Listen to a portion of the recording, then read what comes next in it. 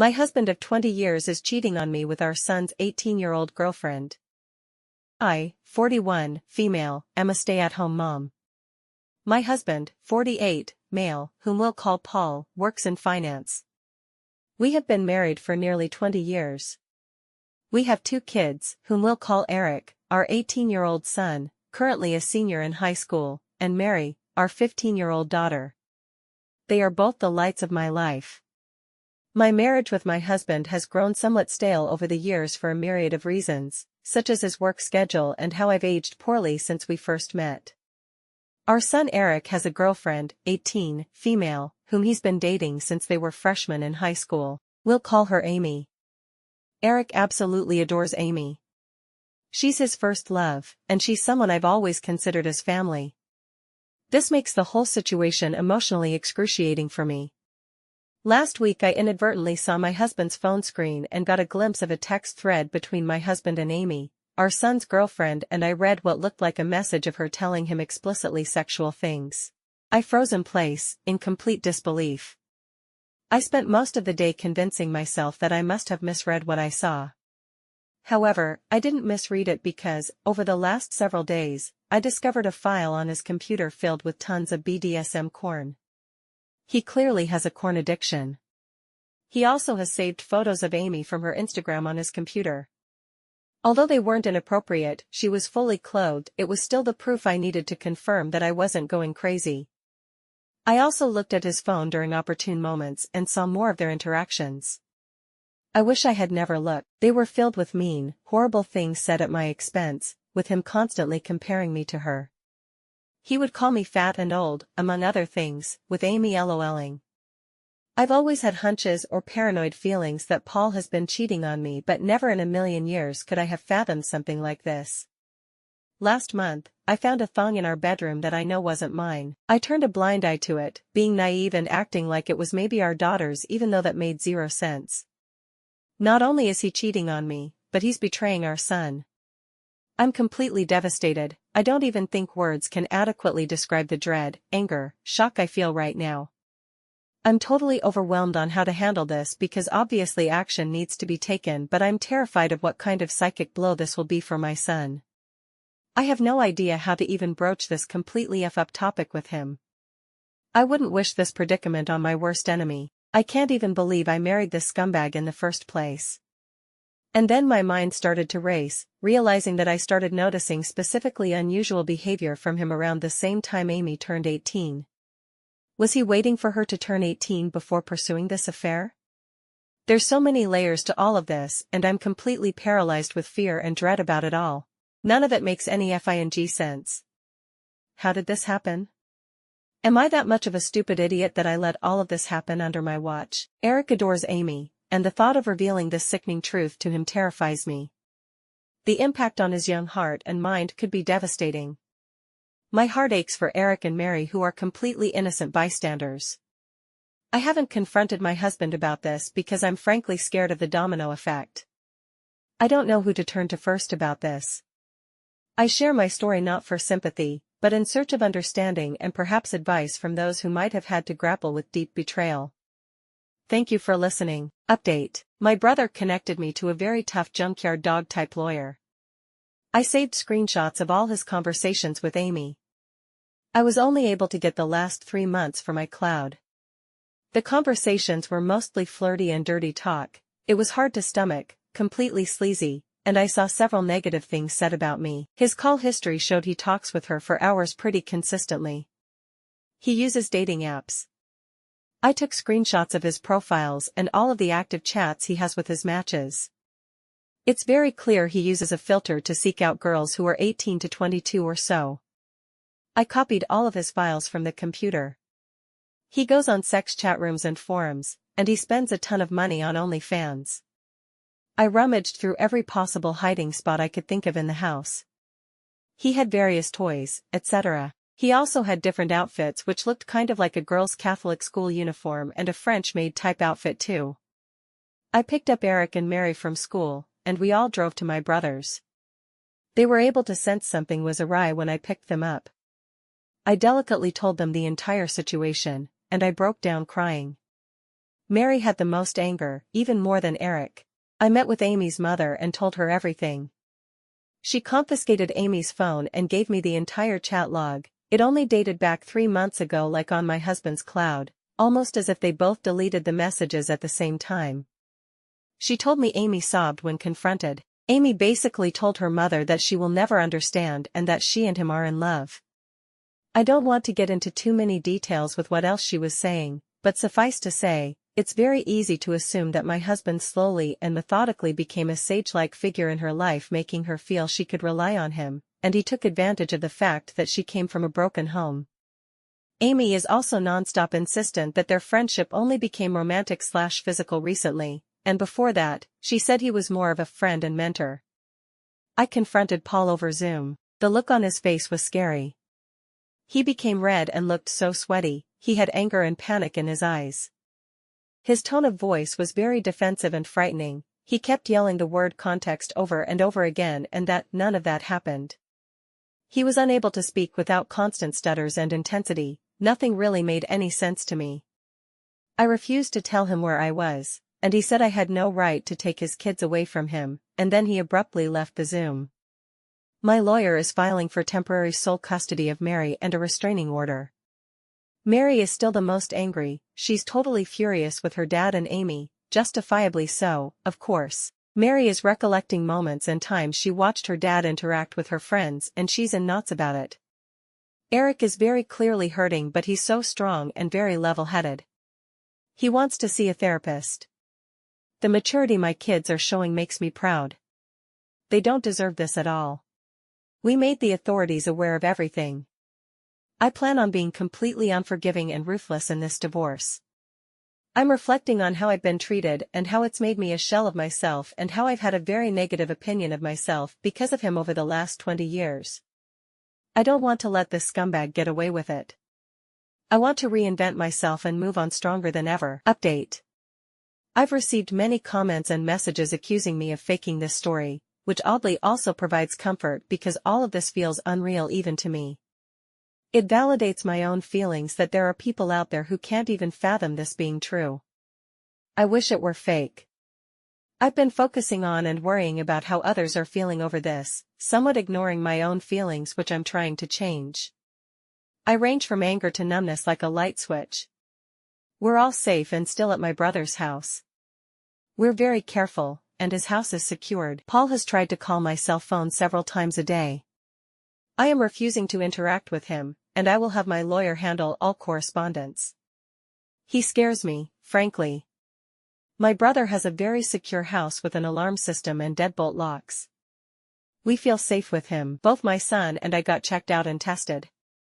It appears so far that we're both clean based on the immediate rapid tests, but in the coming days, we'll know for certain when the lab results come in. I'm not overly concerned.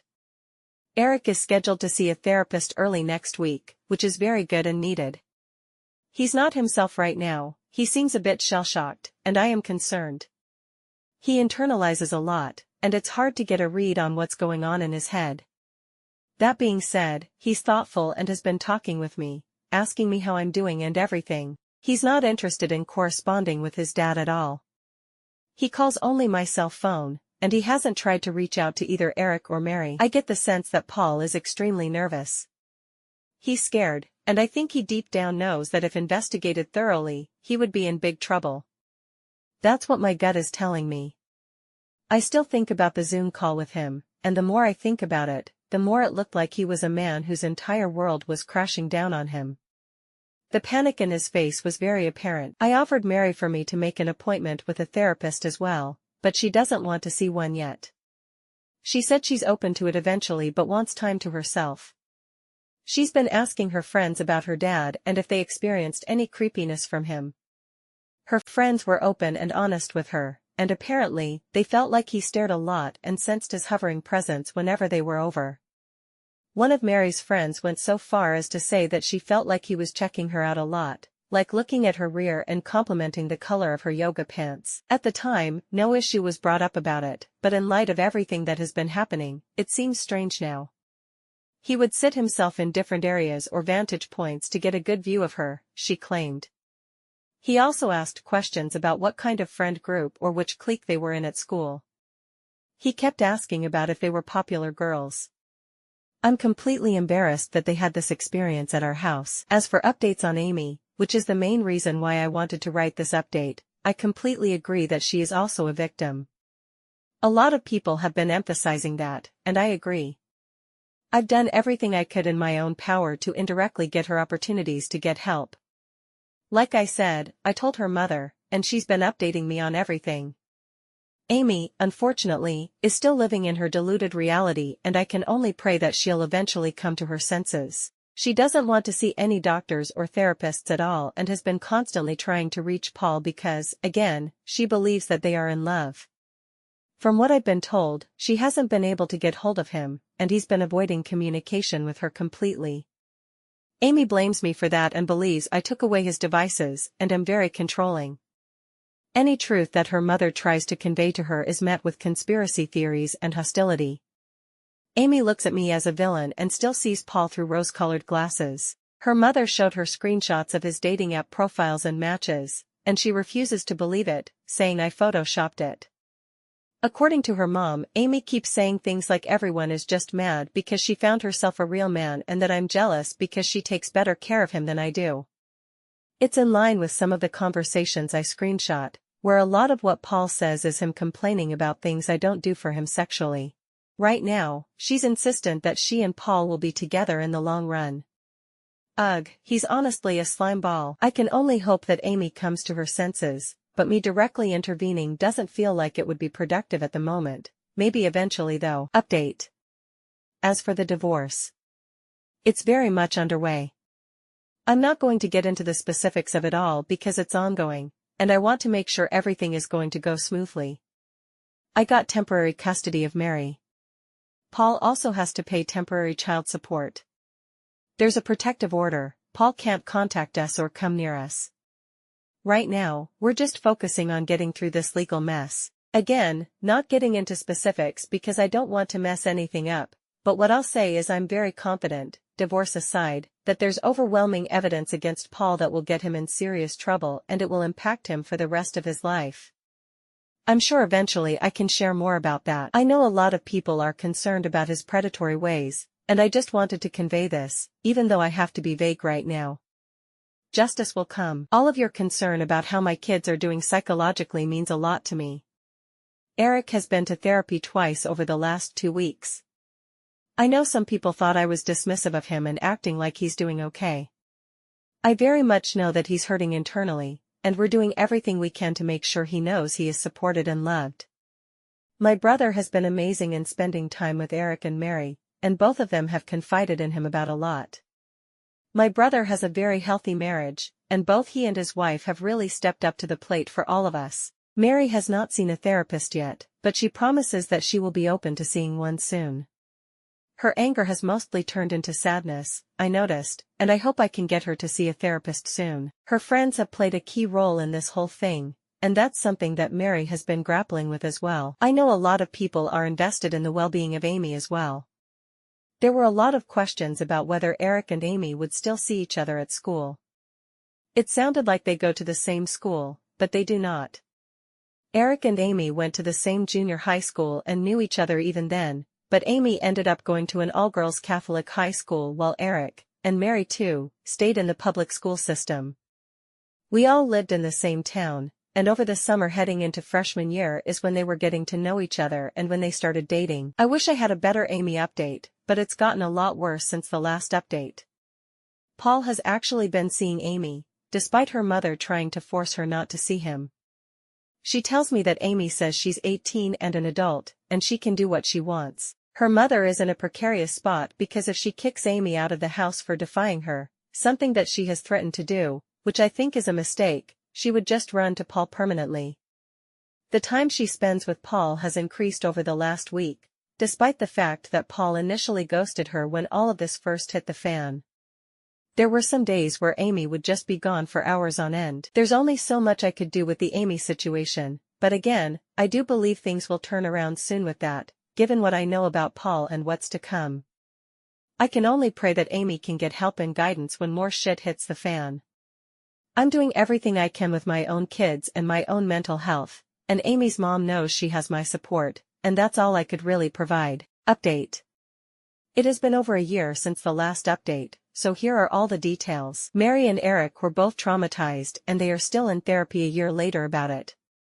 The amount of scorched earth Paul caused is mind-boggling to me. I'm still rattled by it and I don't think I will ever recover, to be honest. Paul and Amy dated for several months after we started the divorce proceedings. I tried my hardest to keep in touch with Amy's mom to see if there was anything we can do for her to realize Paul's predatory behavior and maybe speak out against him, to see if he slept with her or did anything to her when she was younger, but she refused to talk about anything. She was in love still. Just a few weeks before the divorce was supposed to finalize, Paul disappeared. He drained what was left of our shared accounts, what I hadn't already locked down, and left. We found out later that he bought a one-way ticket to Phnom Penh, Cambodia.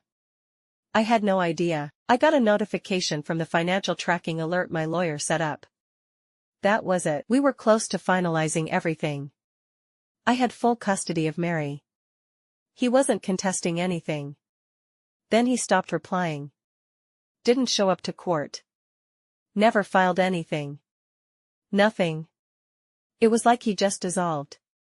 Amy, according to her mother, was devastated and she's completely gone mentally right now. She's basically nomadic, sleeping at friends' homes around the area. Refusing to come home. My lawyer pushed for a default judgment, and the court granted it. The divorce is technically finalized now. I have custody. He's in violation of the support order, but none of it matters. He's gone. Cambodia has no extradition treaty. No child support enforcement. Nothing. There's no way to make him come back. No way to make him pay anything. We have no actual clue where he is in Cambodia. One thing that chills me to my core is how notorious Cambodia is when it comes to trafficking minors. Eric's in college. He keeps his distance from everything to do with Paul. He doesn't say much, but he's steady. I know it still hurts. He just doesn't show it. Mary's quiet about it too. She still brings up little things sometimes, things she remembers now in a different light. She asked me the other night if I thought Paul would come back. I didn't answer.